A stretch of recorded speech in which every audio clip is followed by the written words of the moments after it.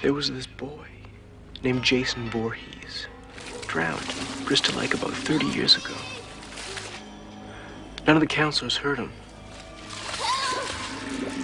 A bunch of years went by, and everyone forgot about it. And that's when the murder started to happen. I was working on Friday the 13th, the series, and loving it, because it was just little one-hour movies, and they really turned us loose. They gave us a lot of creative freedom, and there were guys like David Cronenberg and Adam Egoyan directing them, and Frank Mancuso Jr. was really good to us with letting us go off creatively and write and direct whatever we felt like, with, of course, his guidance. And I had done several of them, and they, I guess, liked them, and they came to me and they said, would you be interested in writing and directing Part 8? And I was like, I blinked. I said, are you really? I was thrilled, you know? I mean, who wouldn't be? So, believe it or not, I had a thought of combining Freddy and Jason in a movie.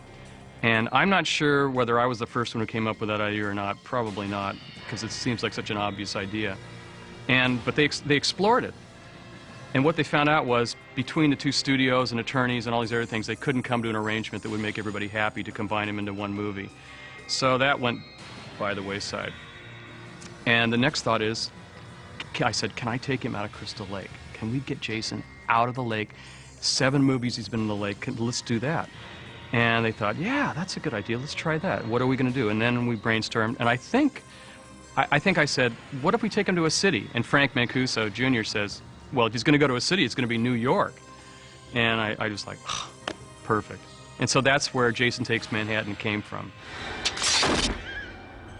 So Jason Takes Manhattan came up. I expressed a desire to play the part again, and they weren't against it. So I was hired once again. We did the entire film in Vancouver, which is kind of interesting. Jason Takes Manhattan, but we shot in New York City for 2 days. That's the one thing that, and everybody that's seen the movie that said, well, wait a minute, it's Jason Takes Manhattan, it's not Jason Takes a Cruise Ship. And I agree with all of them. What happened was, in my first outline for the movie, it was flopped the other way. 2/3 of the movie was in New York, and 1/3 of it was on the boat. It was on the boat, let's get to New York, and then I had scenes written for the Brooklyn Bridge, Madison Square Garden, more extended stuff in Times Square, all these New York scenes, all the famous. I had a scene at the Empire State Building too. And the problem came down to budget. They said, you cannot spend that much time in New York. You can spend a little more time there, but you can shoot in Vancouver, or we were looking for all these locations where you had to stretch. At that point, that was the most expensive Friday out of the ones that had been made anyway.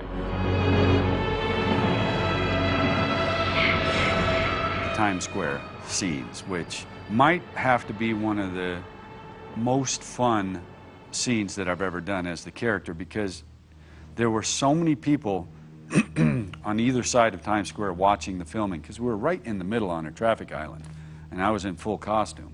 It was pretty amazing, because I would stand there in between takes, and I didn't want to take the mask off to destroy any illusion, whatever, just to have more fun. And I would just stand there, and people would be watching, and I'd just turn and look at them, and they'd go nuts. And it was like so amazing that I felt like, you know, one of the Beatles or something, because the response was so tremendous. And we shot there all night. Did a funny scene with the kicking of the radio and all that, so it was just a really fun night. You're a dead meat slime bag!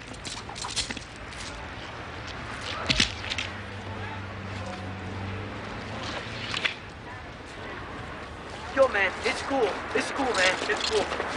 We just couldn't afford to spend that much time in New York, and I didn't want us to shoot too much of it in Vancouver, cheating for New York. As it was, we ended up shooting some of Vancouver to be New York. And we shot in alleys, and we shot in places where it was, you know, an alley in Vancouver is an alley in New York, and we dressed it to make it look right, subway, and all these things like that, we dressed them. Holding traffic in Times Square for actors to cross the street, things like that. You know, once it got after, you know, 2, 3 a.m., it wasn't too bad, but at the beginning it was very difficult. We had a lot of NYPD around helping us.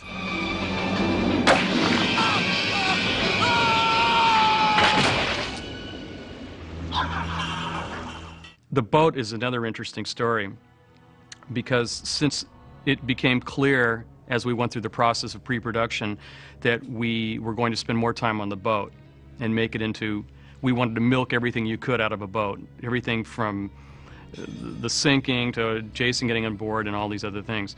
We had to come up with, what can we do on this boat that'll encompass everything we could have done on land? Okay, we want a disco, we want to have a kitchen, you know, with knives, and we want to have all of these different things, and of course we want to flood it later on, and lightning and rain and thunder and all these things.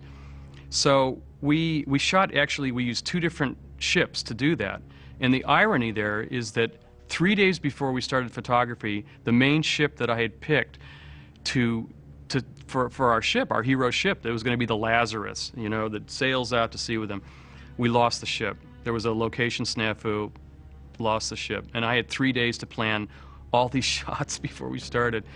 And so we found another one that turned out to be even creepier than the one I picked, but it was really small. It was half the size.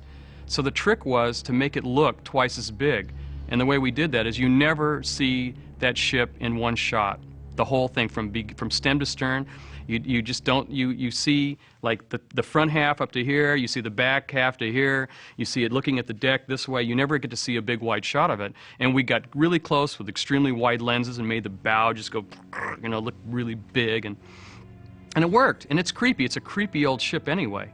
And then we used a different ship for the interiors. And then we built some of it on stage for certain shots. There's a shot where Jason's walking down this corridor, an exterior corridor, and he turns and he looks into Rennie's room, and the camera goes off at Jason and goes shooting through the porthole, and then all the way through the porthole into her room and into a you know, fairly close shot of her. And the way we did that is there was no way to do it on a ship, and we couldn't get any kind of a lens through the little porthole, so we built that on stage, and we built a wall where the porthole's in the middle, and it's like this, and as soon as the camera cleared that little opening, they flew the walls out, so the camera and everybody else could get through and go all the way into it. Check it out! Damn, we're in New York! That rowboat that they're in, I'm sitting in that rowboat with him. I got Brian Englund here. He's shooting the thing, hand-holding the camera, and we're filming V.C. Dupree and all the whole cast in that boat, paddling in. They're actually rowing that thing. It's not fake. There's no CGI. There's no anything. When you see the Statue of Liberty, we're shooting it from that little rowboat. And we did that. We also did a Times Square thing. We built a little subway station, which the actors went. They squatted down and pretended like they were coming upstairs because we couldn't dig a hole in the concrete. We put in the bars, and they get down low. And if you watch the movie, you probably can't tell, but they did a really good job of walking like munchkins and then slowly getting taller and taller as they came up these fake stairs into New York. So there's one huge, like a 40-foot crane shot where they come up out of the subway and look around, and the camera comes rising up and does this whole spin around, takes in all of Times Square and ends up back in the center again. So that was great. That was fun doing that.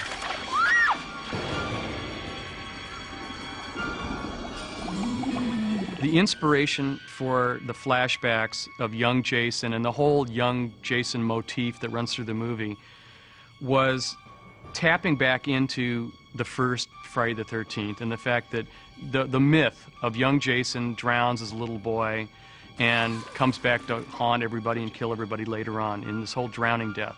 I mean, I'm a writer first, and then that was my first movie as a director, but my background before that was as a writer.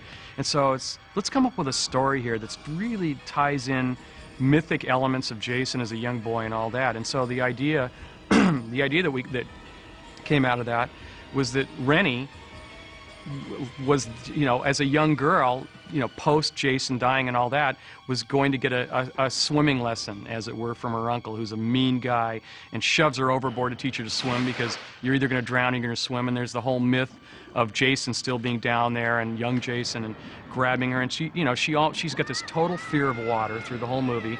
She literally was dragged down by young Jason at one point, and it's freaked her out ever since. And now he's come back, and she's having visions of him again because he's right there on the ship with her, and it trails all the way through to the end of the movie.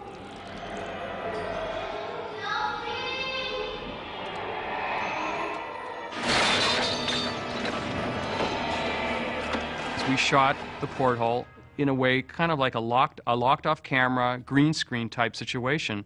Only we didn't use a green screen, but it was the same idea where it's a lock shot. We had a porthole, we rotoscoped it out, and then I shot underwater sequences of young Jason, who was played by Tim Merkovich, film editor's son, by the way.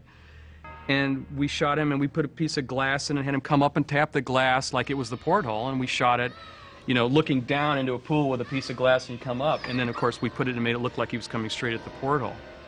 One of my criteria for this was to inject humor into this particular movie. So, okay, he's going to knock his head off. It's going to be gross. It's going to be spectacular. It's going to be what the fans want. They're going to want to see that decapitation. But how can we do it and put a little twist on it? So the idea is, okay, he knocks the head off. It goes rolling down the side of this roof, flies into the air, bangs into a dumpster, falls in the dumpster, and then the lid of the dumpster slams shut on top of it, just for a nice little punctuation. I said, I want to get a decapicam shot. And he goes, what? A shot from the decapitated head's point of view. We put a camera, we put a, you know, an IMO camera, which is a destructible camera, inside of a giant foam Nerf ball, and we threw it off, and that was one of the most fun things to do, take a camera and throw it off a roof and let it spin around, and so there's a shot in the movie, and it goes by quick, but it's a shot where the world is spinning, and it's from his point of view before his head goes into the dumpster. The mystique of Jason is not knowing what's underneath that mask. Because when we do get to see his face, and it was the scariest thing I had to do, because I'm thinking, this is 8 movies coming to get to this point. Okay, what can we do that hasn't been done? And that's where we thought, toxic waste. Let's melt his face, and it'll be great for a couple things. One is that you won't have time to really get a good, solid look at his face, because it'll be bubbling and melting and steaming and all these things. That'll help camouflage the fact that he's wearing rubber and prosthetics and makeup and, you know, gooey stuff, and we put all the slime on him and all these other things. So I was like, okay, Kane, we'll do this, but, you know, I don't want you to get hurt, and, you know, and he's, oh, I don't care. So we put on the prosthetics, and we put special chemicals on the mask to interact with the liquid that was thrown on him. So as soon as it hit, it would start bubbling and steaming and all these other things, and he would shake, and you wouldn't stay on the shot too long, and he was such a trooper. I mean, we threw stuff in his face over and over and over, and he's like, more, give me more. Sean started it off. He created an amazing legacy and that has endured and continues to endure. And I just feel incredibly honored that I got to be a part of it and got to put a little stamp on it that helped tie up all these movies into a nice package of the Jason movies, of a franchise that is more amazing, that's arguably the best horror franchise, you know, in the history of horror movies. You know, there are only a handful of those franchises that are in modern day terms, and Jason is, you know, arguably right up there. And to be a part of that is just, you know, one of these where I'll, you know, nobody will ever be able to take that away from me, and I can't believe that I got to do it. Thrilled that I got to be involved.